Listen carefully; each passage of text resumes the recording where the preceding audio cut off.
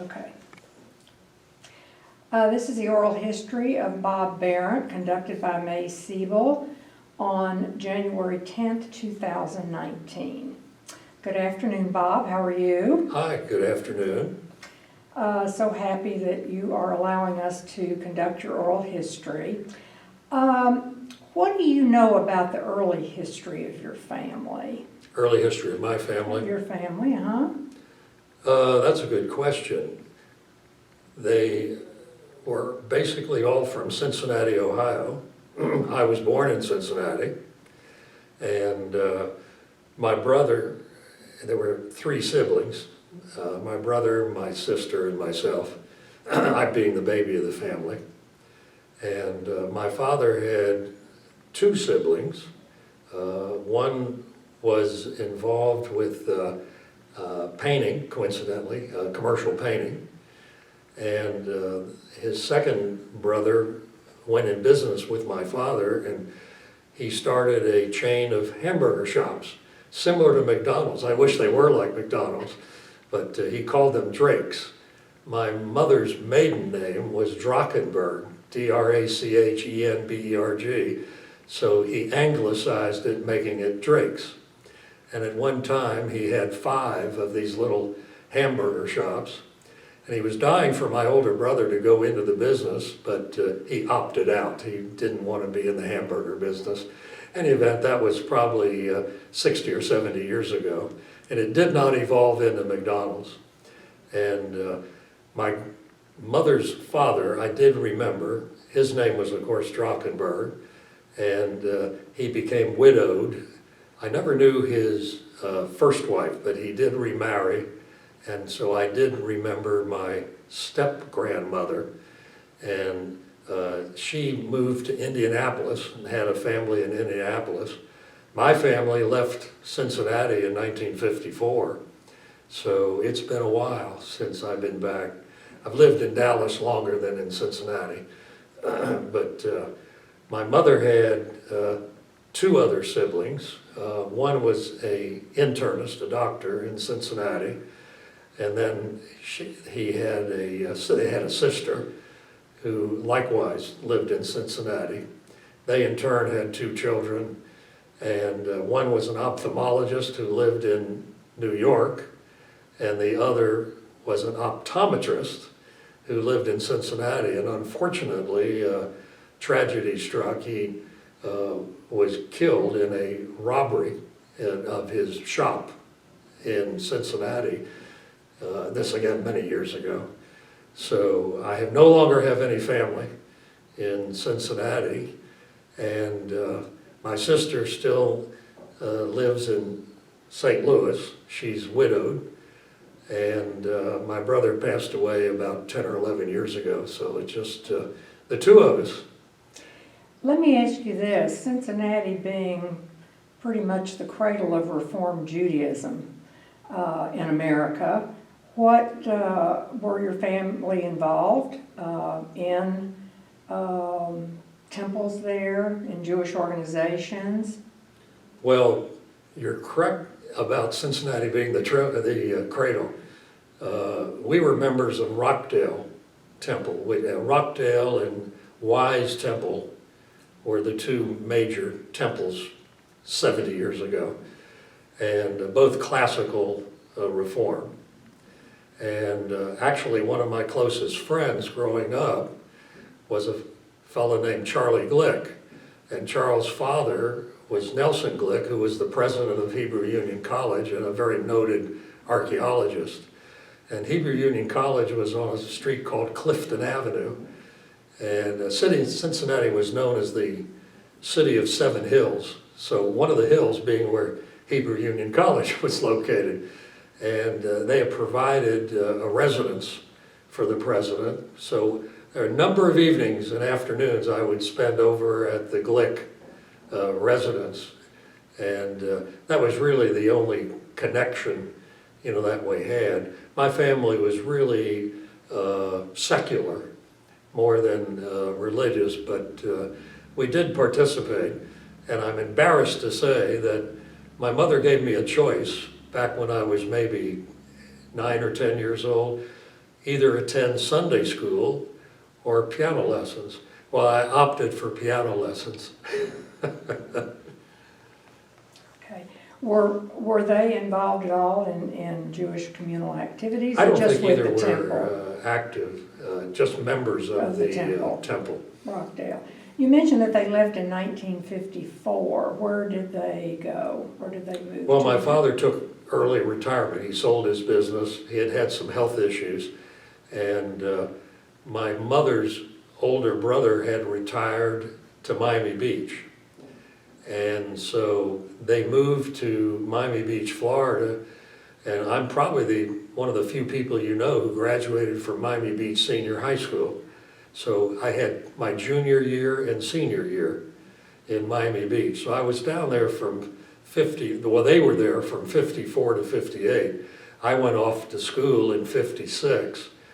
And then the interim, they left Miami Beach and relocated to St. Louis, where, as I mentioned earlier, my sister lived. And so in my 57 and 58, I would be going to St. Louis, not to Miami Beach. And when I graduated from college, they were likewise still living in St. Louis, so I went back to St. Louis, but I was only there for maybe 6 months, and then I got a job. I went to work. So Where'd you go to college? where did I go to college? I went to Tulane, as you know. Okay. Milton and I, one of my favorites, although Milton was considerably older. I teased him all the time. So what brought you to Dallas? My wife. When I graduated from college, it was really just kind of purely coincidental. One of my fraternity brothers lived in Pensacola, Florida, and I went to visit him, and his father said to me, "What do you plan to do after graduation?" And I said, "Really, I hadn't given it any thought." And he said, "Well, a good friend of mine is the manager of the Merrill Lynch office in Pensacola, and why don't you go down and visit with him?" I said, "Okay." His name was Jimmy Lay. So I went to see Jimmy, and during the course of the conversation, he said to me, "We have a excellent training program called the Junior Executive Training Program, where you're hired out of New York, you go to New York, and take formal classes and then on-the-job training, and then you can relocate to any city in the United States, or you can stay in New York if you prefer." So I said, "Well, that sounds interesting," and that was the end of the conversation. And then I went back to St. Louis, and I made it a point to go down to the Merrill Lynch St. Louis office, which was downtown at the time. And so I met the manager there as well, and we discussed this training program again. And he said, "Why don't you make application?" And I said, "Fine." So I made application there in St. Louis, and I'd say within about maybe 2 weeks, they contacted me and said that we'd love to have you come up to New York for an interview. So they flew me to New York for the day. You know, I had some interviews with the various people in the home office, and I'd say within a couple of days they contacted me and offered me a job and in the training program. And so that was the only job I applied for and the only job I accepted. And so I went to New York in November of 1960. In the interim, I had another fraternity brother who was marrying a gal from Alexandria, Louisiana. And so I was in his wedding, and I was in the family, and so I went to the wedding, and during the course of the festivities, I became enamored with a nurse. And so the nurse was taking training in Shreveport. So after the wedding concluded, I drove up to Shreveport to visit her. Well, the first night I get into Shreveport, I contact her, and she was busy. So I was turned down. So I was staying with another fraternity brother, and so we were going out that night, and he said, why don't you call this gal who just got back from, she went to LSU. So why don't I call her, see if she's available, and I called her, and she said, well, she was busy that night, but thanks for the call.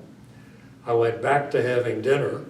The phone rings about 5 minutes later, and my wife-to-be was on the phone. She said, my date is late, and if you're still available, I'd be delighted to go out.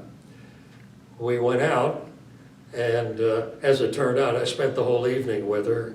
I had to bring the car back to the fellow I was staying with because he was going to summer school classes in Centenary, and he needed his car, plus my father-in-law-to-be was waking up, so I had to return the car. So bottom line is, I left Shreveport. We had maybe 14 dates over about a 4 or 5 month period, became engaged. I was in New York in the meantime, came back to Shreveport. We were married in March of '61. And of course, went to New York. We had our honeymoon at the Astor Hotel on Times Square, which is no more. And at the end of a week, I had sublet an apartment from another fellow in Brooklyn Heights. She packed up our belongings, took a cab to Brooklyn Heights, and I took the subway that Monday to go to work because the office was down in the heart of Wall Street. So that was March of '61, and we decided that I didn't want to stay in New York, nor did she, and we wanted to go back to one of the branch offices. I didn't want to settle in Shreveport, but I thought Dallas, being 180 miles away, was close enough and yet far enough, which would give us a little bit of independence. So we selected the Dallas office, and we moved here in May of 1962, and have been here ever since.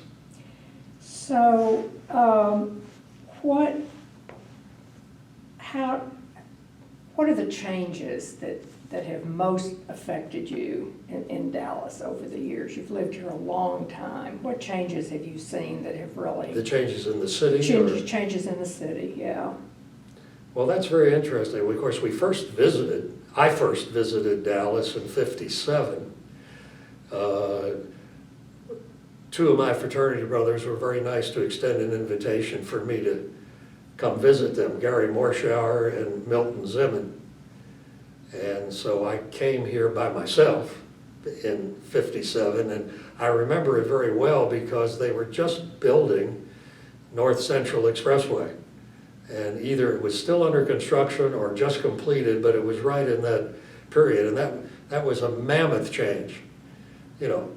And so and of course, Gary lived on Southwestern Boulevard at the time, and Milt lived on Brookshire. I knew if I thought long enough, I could come up with the street, and that was far north. You know, there wasn't anything much beyond Preston Hollow, you know, at that point. So I guess one thing that's been so impressive is how the city has expanded so, you know, dramatically, and have multiple centers, et cetera, you know. So, and of course the second item that comes to mind rather quickly was banks, you know, were major employers, major centers, and of course they all failed, you know, back in '89 and '90, and I remember that vividly. So you had the First National Bank, Republic Bank, Mercantile, you know, you name it, they all went under. So that was a major change, and of course banks have resurrected, you know, here in the last 10 or 20 years, but those are the two major items that come to mind. How have you been involved in the general community and the Jewish community since you've lived here? Well, the general community, I've probably been more involved in the Jewish community than I have in the general community, but in the general community, I was involved really, the two major volunteer areas. I've been involved with the Vickery Food Bank for probably 15 or 16 years, as long as it's been existent. And I remember it starting a number of years ago over there in an apartment building, and the police had a substation on the ground floor. And back then there were maybe 20 families would come in, and you took and put the food in a brown bag, and they would just simply pick up a bag. So it's evolved pretty significantly. They've moved twice. Now they're over on Walnut Hill, and they serve now, I bet, at least 300 or 400 families as opposed to the 20. And the other area that I had been very interested in, and I was very sad to see them close, was the reading resource, taping for the blind. I did that for a number of years, and I was kind of a jack of all trades. I did some reading, and I was an editor. I had one of these jobs where you sat in front of the computer listening to someone recording and making notes when they made a mistake or, you know, mispronounced a word or whatever, and turn that in. And then occasionally they needed someone to give the news. So once in a while I'd get commandeered to give the news, you know, on one of the broadcasts. And then I also did editing, you know, where I would come in at 7 a.m. in the morning and have the newspapers in front of me, and you'd have a scissors and clip out the articles and determine what the news readers, you know, would read. So those were the two principal community projects, you know, that I was involved with. As far as Jewish activities are concerned, it's probably primarily been the temple. I've not really been involved, you know, I've been a donor, you know, to some of the other activities, but I've really been more of a secular Jewish family as opposed to religious. But interestingly, back in the early 70s, we hadn't been a member of anything when we moved here in '62, and I guess what stimulates interest is when you have a family. And we became very good friends of Doris and Larry Budner's. And Larry twisted my arm to join Temple Shalom. And this was just after they were founded. I want to say 71, maybe 70, right in that period. In any event, in deference to Larry and Doris, we joined Temple Shalom, but we made a decision after about a year maybe that it wasn't the right fit, you know, for us. So then we joined Temple Emmanuel, and I want to say that was probably about 72, 73. And I thought this would be a perfect way to give back to the community, or at least the temple community, is to be active in the temple. So the first thing I got involved with was that I became the chair of the budget committee. And that was probably about 1974, 75. And Catherine Bauer was my right-hand person. And Catherine is a very astute, bright woman and very helpful. And so she and I ran the budget committee for probably about 3 or 4 years. And I guess they decided they need a body on the trustees, so they commandeered to serve on the board of trustees. So I've been on the board of trustees 4 different times. I made every decade. So I was involved in the 70s, 80s, 90s, and 2000s. And I was on the executive committee, and I think they changed the ground rules because I had served on the executive committee for 8 years. And I think they now restrict you to 4. But Rosemary and Berg and Harold Kleiman, I think there was a whole slew of presidents that I had the pleasure of serving under. Also, Joe Rosenstein and I were active in starting a program for emerging leadership. And we got one of the rabbis, Peter Berg, to be involved from a professional standpoint.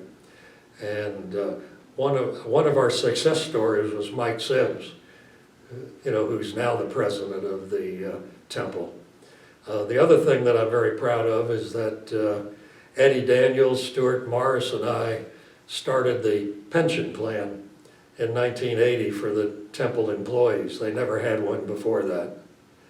And we also funded some of the professional staff who did not have a pension.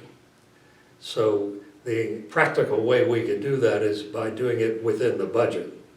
So we had the temple set aside funds within their annual budget to pay for the staff who were not covered. High Cantor was one that was involved in this. There were about 5 or 6.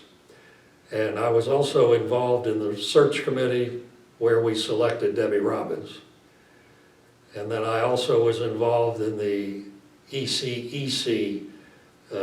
This was back when they were creating the preschool, and this was a number of years ago. So I'm very happy to say I have participated, in a number of things. Now I'm out to pasture. Well, you put in your time. That's a lot of volunteer work for Temple, and I know it's appreciated.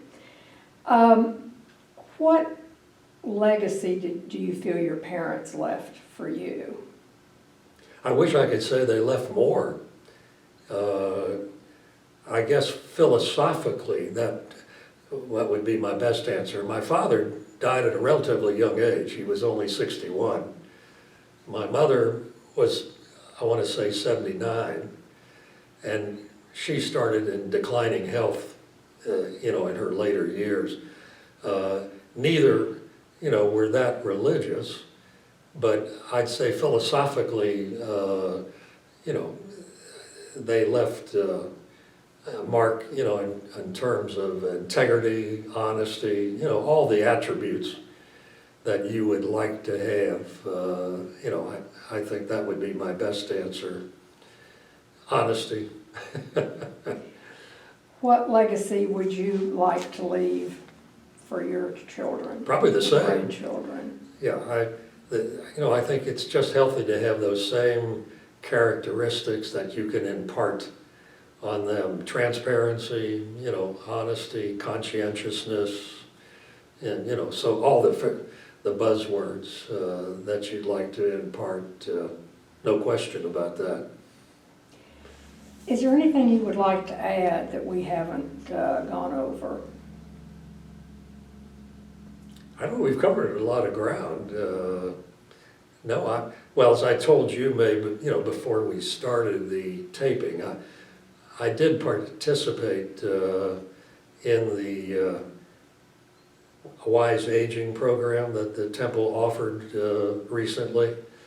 And one of the items that I did glean, from that program was trying to leave a permanent legacy for your family. And so that's what got me thinking about the oral history. And so I know that you've already told me that we'll receive one copy, and that'll be very cherished. And so that would be the major thing that I would like to leave them. I'm also thinking about the letter, and that was another item that they discussed in the Wise Aging.